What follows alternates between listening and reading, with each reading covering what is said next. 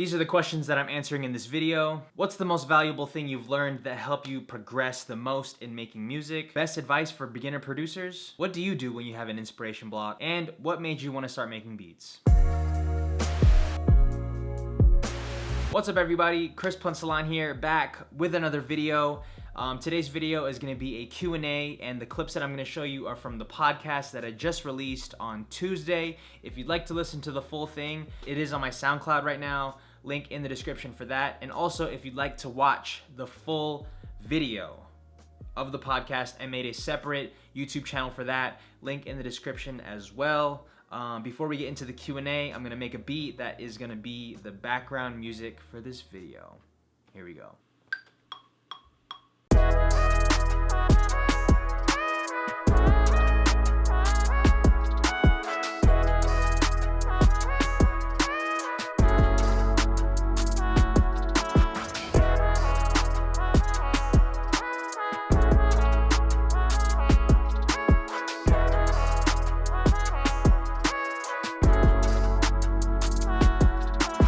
This first question is from Devin Andrew Mitchell from Instagram. He asks, what is the most valuable thing you've learned that helped you progress the most in making music? Obviously, I could say a bunch of things, but I think learning the piano and learning music theory has helped me so much. Like, it's helped me with sampling, it's helped me with just composing music in general. So learning how to play the piano is super helpful, and learning music theory has been super helpful. Knowing the basics of just knowing what sounds good together and what doesn't, and the rules of like chord changes and learning scales, like that has helped me a bunch.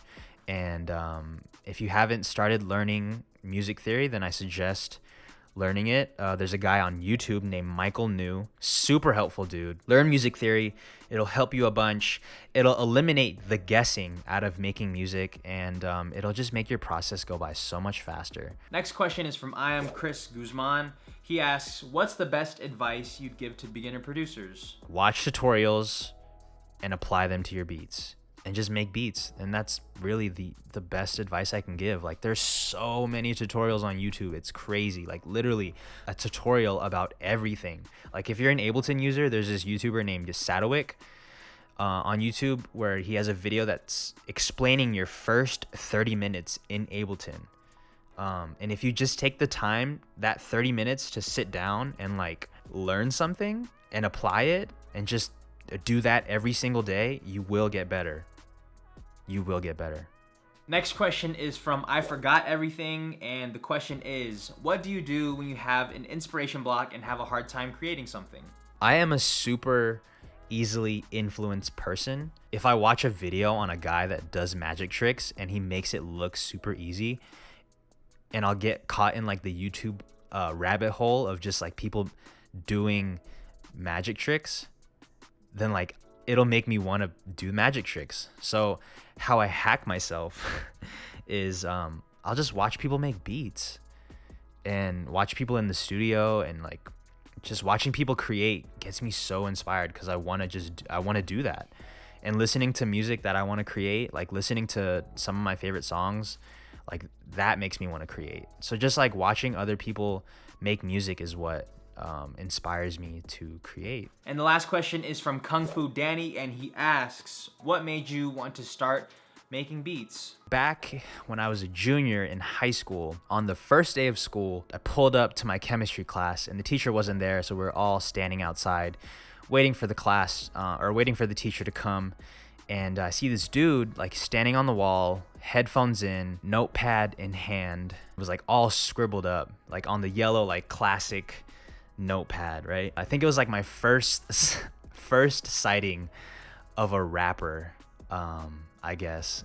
And I could tell that he was a rapper because I was reading the words on the page, and like they were rhyming. So it sounds hella lame to say it now because, you know, me and Tyrone is his name, are good friends now. But anyways, so I don't remember if it was on the first day or the second day or the third day where I brought up the conversation of like, yo, so do you rap? Like, do you write music? Because I was already interested in music making because my cousin, Marion Wright, who, you know, doesn't make music anymore, but he was making music for a really long time. So I was just always interested in the process of making music. And I always wanted to make my own music, but I was always scared because I didn't know if I could, make anything cool or whatever. So the thought of making music was already in my head. So when I saw that, I wanted to talk about making music with him.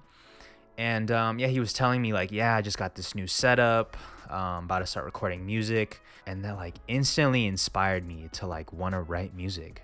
So I think it was like the next week I bought a notepad and I started writing raps, and my first ever rap was to a beat called Music Is For Life, which is off High Tech's album. I think it had Nas, Common, and a few other people on the song, but I wrote to the instrumental, and it took me like 3 hours to write a 16-bar verse, which is crazy.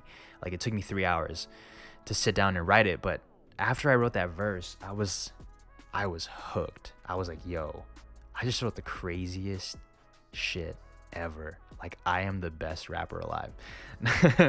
But I really did think it was cool.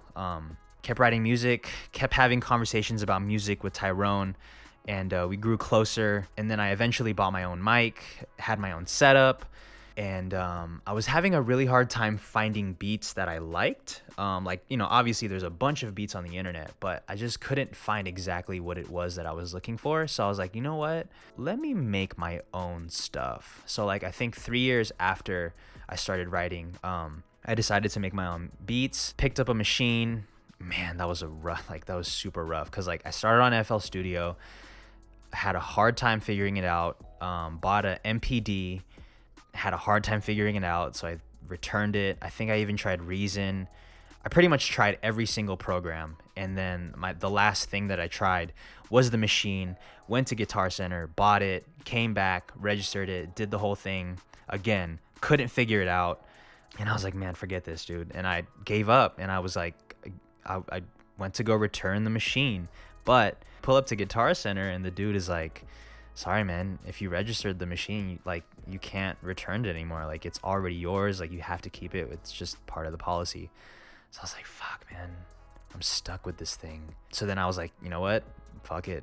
I have to learn now. So I sat down for I can't even remember how long, maybe 3 months, just trying to figure it out. Eventually figured it out. I didn't try to make original music. I tried to sample sample music and make beats like that and just chop up samples, and eventually figured it out. I found AG Got Beats on YouTube. It had a super helpful tutorial, and taught a technique that I use to this day.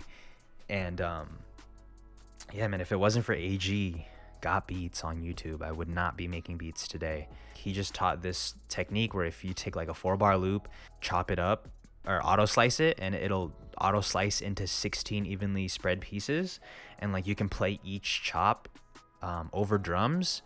I don't know, this shit just blew my mind. So shout out to AG, shout out to Machine. That was how I started making beats. I know that was kind of a long answer. I kind of ranted a little bit.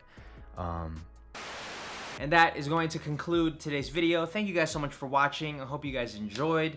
For the question of the day, I'd like for you guys to leave a question for me to answer on the next podcast.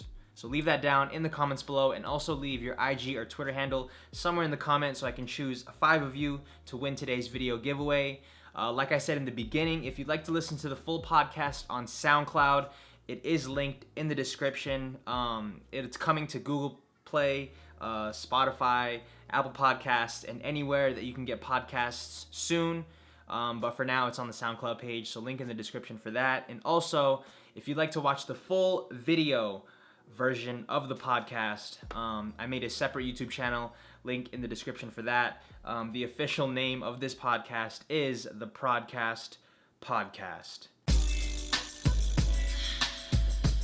And that's all I got for you guys today. Thank you guys for paying attention. Please pay your producers, and I'll see everybody in the next video.